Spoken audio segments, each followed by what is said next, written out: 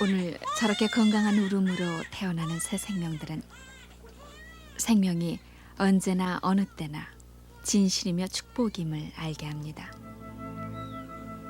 어느샌가 세근대며 잠든 아이들을 창밖에서 바라보는 부모들.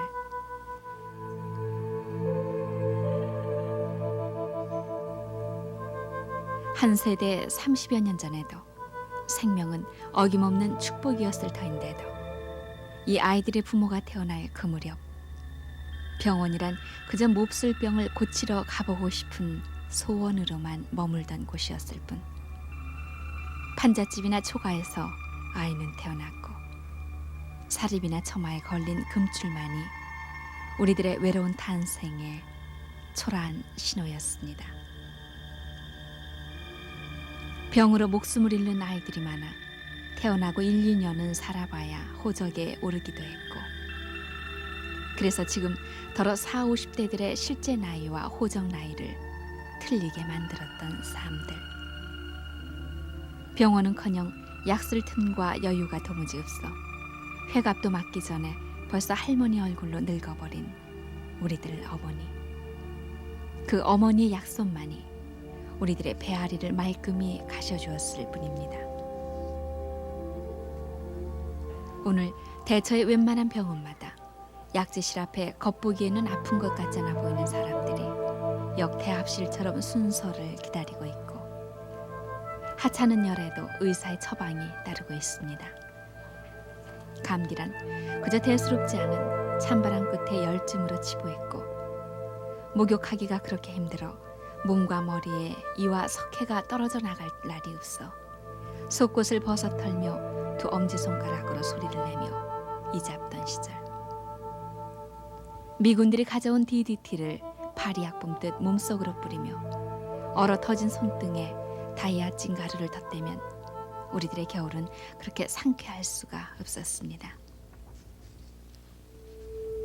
빈대 잡기 위해 초가 삼간 태울 수 없다는 유명한 어로까지 만들게 했던 빈대도 이도 그리고 DDT도 다이아층도 찾아볼래야 찾을 수가 없게 된 오늘.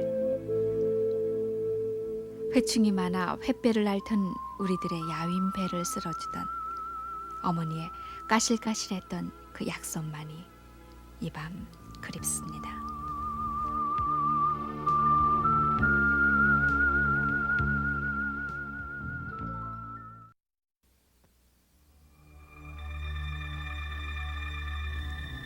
(1957년) 그해 태어난 아이들이 올해 우리 나이로 30이 됐겠지만 그 아이들이 태어난 세상은 온통 앓는 사람 투성이었습니다.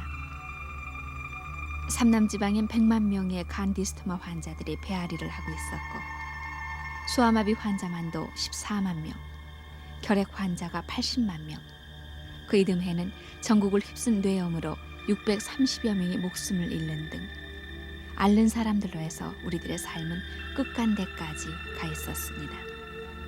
거기다 전략농간이 결식 아동이니 하는 낱말들이 우리를 피멍들게 하더니 경상도 어느 지역에서는 1000명이 넘는 배골른 결식 아동들이 학교를 자퇴해야 했습니다.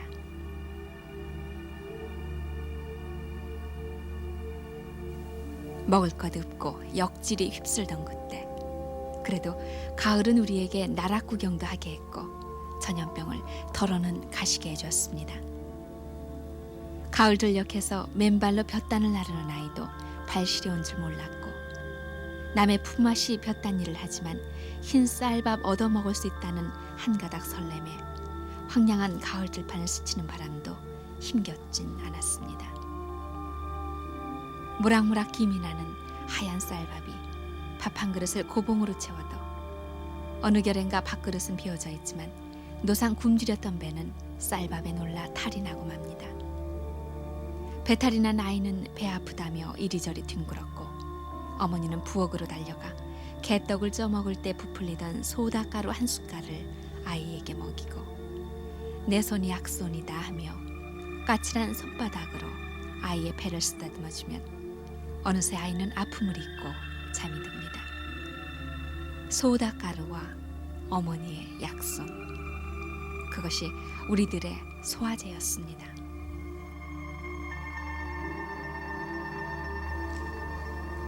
자균한다 또는 짜군한다.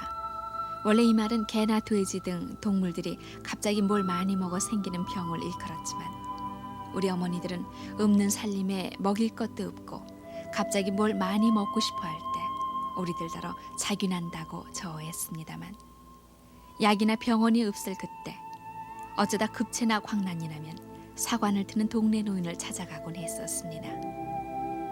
그러나 사관침도 아이들은 마다했습니다.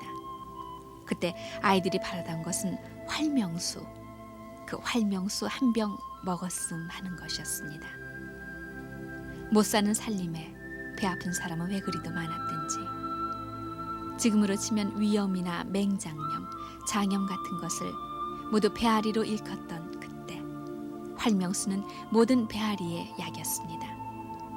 아이들은 배 아파서라기보다 그 달콤한 맛에 자꾸 배가 아파 활명수를 다시 마셔봤으면 하는 바람도 있었습니다. 그러나 활명수는 사 먹기조차 쉬운 일은 아니었습니다. 그때 또 아이들을 괴롭힌 것은 종기였습니다. 목욕이라야 1년에 날받아 놓고 손가락으로 셀 정도였으니 떼국이 밀린 자리를 긁어서 부스럼이 생기다가 걸핏하면은 종기가 되곤 했습니다. 아이들뿐 아니라 어른도 머리 감는 일이 한 달에 한 번 될까 말까 해 때저른 머리카락이 뒷목을 찔러대 종기가 된 발찌로 고생을 하곤 했습니다. 그러면 교고약이니 이명래 고약이니 해서 고름 빼는 노란 심이 박힌 시커먼 고약을 성냥불이나 아랫목에 녹여 붙이고 다녔습니다. 목화씨 기름이나 쌀겨 기름으로 만든 이 고약은 골문 데는 특효였지만 이마에라도 종기가 생기면 여자애는 시커먼 고약이 창피해 학교를 가지 않겠다고 때를 썼습니다.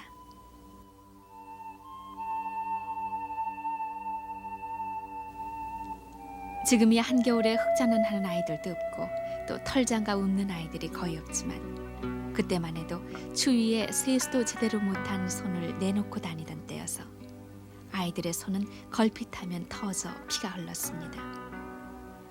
그 손튼 데나 상체기에다가는 흙을 헤쳐 고운 흙가루를 바르거나 풍년초 담뱃가루를 털어 바르기도 했습니다만 어쩌다가 아까진기라는 빨간 머큐름이 있는 집 아이들은 상처가 조금만 나도 아까진기를 큼지막하게 발라 자랑을 하고 다녔습니다. 아까진기는 활명수와 함께 아이들에게 선망의 약 노릇을 했고 시골에서는 배 아픈 아이들의 배에 이 아까진기를 발라주는 웃지 못할 일도 벌어졌습니다. 이때 세상을 깜짝 놀라게 한 신기한 약들이 미군과 함께 이 땅에 들어왔습니다. 바로 DDT와 다이아증이었습니다.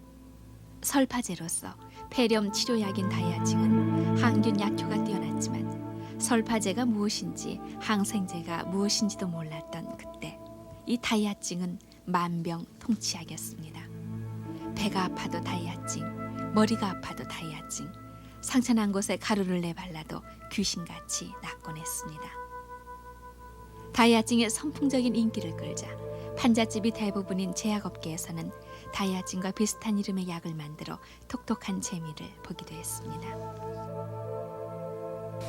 그때는 다이아증 그러면 한국 사람들이 전부가 다 만병통치로 알고 그 다이아증이면 그저 뭐 배 아픈 데도 먹고 소 안 되는 데도 막 먹었어요. 근데 그게 낫거든. 왜 낫느냐? 그쪽에는 사실 우리나라 사람들이 약을 많이 복용 못했었어요. 48, 9년대인데 1948, 9년대인데 군인들이 갔다가 이제 구호 물자로 풀어놓고 자기들가 쓰다가 이제 그 유출되고 그런 거를 한참 쓰다 보니까 한 3, 4년 지난 게 이제 그 없어졌어요. 없으니까 정식으로 그 AID 자금으로다가 그 다이아솔 연고 다이아솔을 주문해서 분말을 주문해 가지고 연고를 만들어서 주부단 의서 그거와 똑같이 이렇게 만들어서 말이지 다이아솔 연고를 해가지고서 한참 그때 했죠. 한 4, 5년 잘 팔았죠. 그리고 그때는 다이아증 연고 그러면 뭐 유형에는 뭐 절대 다 필요한 거니까 누구든지 뭐 신사고 뭐 어린애고 할 거 없어요.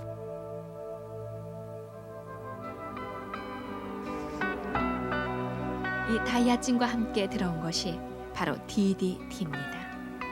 강력한 살충제로 6.25 전쟁 때 방역 사업에 큰 공을 세운 DDT.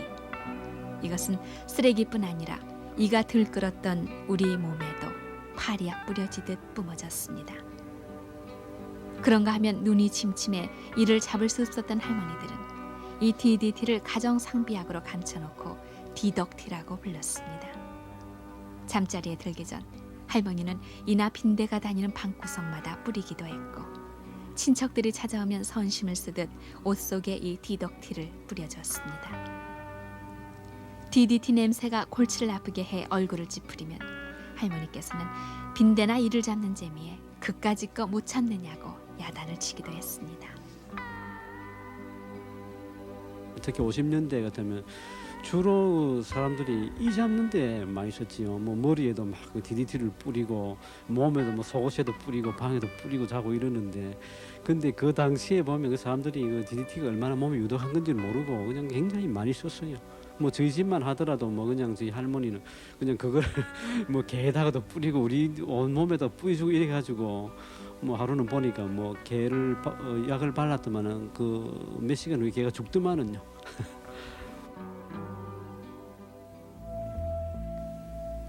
DDT와 다이아진이 만병통치약으로 성과를 올리면서 눈먼 봉사도 눈뜨게 하는 약 갖고 왔다고 떠드는 가짜 다이아진 가루, 가짜 맨스로담과 일수였지만 그래도 이런 약들이 우리들의 가정 상비약이었습니다. 그러나 이런 약으로는 매년 여름이면 찾아오는 전염병을 당해낼 도리가 없었습니다. 여름이면 장마 물난리로 쓰러져갈 망정 내 집이었었던 판잣집, 초가집이 통째로 떠내려갔고 뒤이어 호열자로 불리던 콜레라, 또 연병이라 부르던 장티푸스로 몇백 명씩의 목숨을 잃었는가 하면 극성되는 뇌연모기는 70년대 초까지 우리를 괴롭혔습니다. 일종 전염병이라 해서 콜레라니 장티푸스가 발생하면 새끼줄이 처지고 흉가처럼 통행이 금지되면서 제대로 치료도 못 받고 무더기로 목숨을 잃곤 했습니다. 해방 이듬해만 해도 부산에서 발생한 콜레라로 11,000여 명이 숨졌는가 하면 55년에는 뇌염으로도 760여 명이 목숨을 잃었고 58년에는 전국 국민학교에 휴교령이 내려진 가운데 635명이 희생됐습니다. 이런 콜레라나 뇌염은 60년대 들어와서도 극성을 부려 63년에는 부산에서 69년에는 군산에서 집단 콜레라 환자가 발생해 임시 휴교는 물론 집회 금지령마저 내려졌습니다.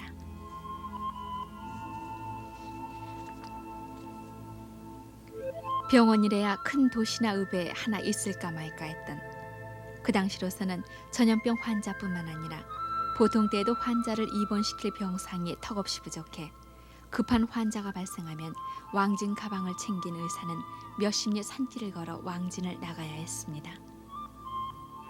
통행금지가 있어서 이 통행증을 안 가지면은 힘듭니다. 그래서 가족도 오기 힘들어 하거든요. 그러니까 배수소에다 연락하면 배수소에서 허가를 얻어가지고 여기다 도장 저 통행증 여기 도장들 손에다 손바닥에다 통행증 받아가지고 그 가져오고 같이 가서 하는데 가보면은 참 눈물이 나와서 가서 돈을 뭐 이제 이 왕진료 따라 돈 달라고 하는 것보다도 그 사는 거 보고 돈 주고 싶은 그런 생각이 많은 환자들이 그때는 야간에 조금나 경제적 여유 있는 사람은 낮에 얻고 오든지 그러니까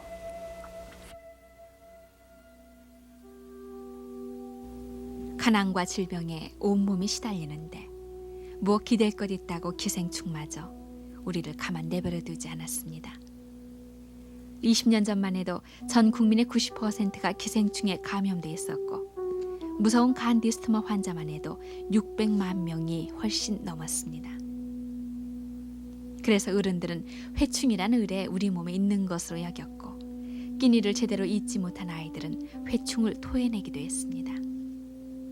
이렇게 멀건침이 나고 헛구역질이 나면 어머니들은 말린 짚을 아이의 목에 감아주고 등을 두드려 주기도 했었지만 그나마 잘 먹지도 못하는 것을 기생충에게 빼앗기지 말자고 60년대부터는 대대적인 구충 운동이 전개됐습니다.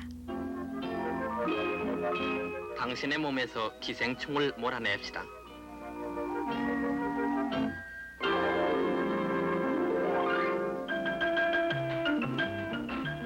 보약을 먹기 전에 구충약을 먹읍시다. 날 것은 되도록 익혀서 먹읍시다.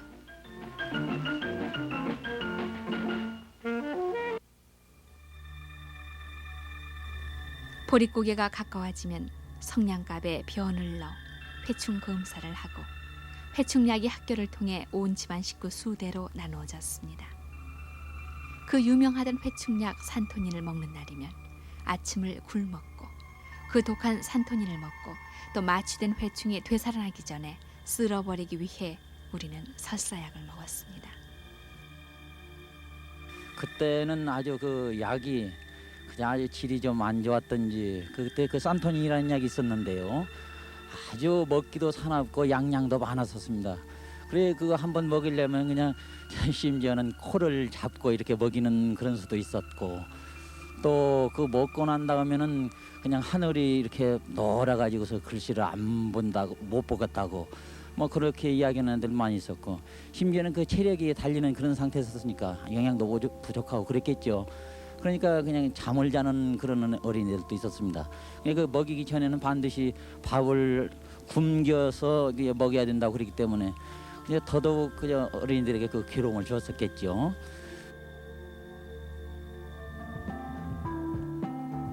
기생충을 박살내자는 뜻에서 이름마저 기생충 박멸협회로 내걸고 전개된 구충사업 추진본부는 이제 별로 할 일이 없어져 이름마저 건강관리협회로 바뀌었고 기생충 난 검사 대신 혈압을 재고 얼마나 살이 쪘나 비만도를 측정하는 오늘 전국엔 병원이 15,100개가 넘고 종합병원만 해도 183개나 되고 입원할 방이 없어 의사가 왕진했던 왕진 가방 대신 10만 개 이르는 병상이 마련돼 있습니다.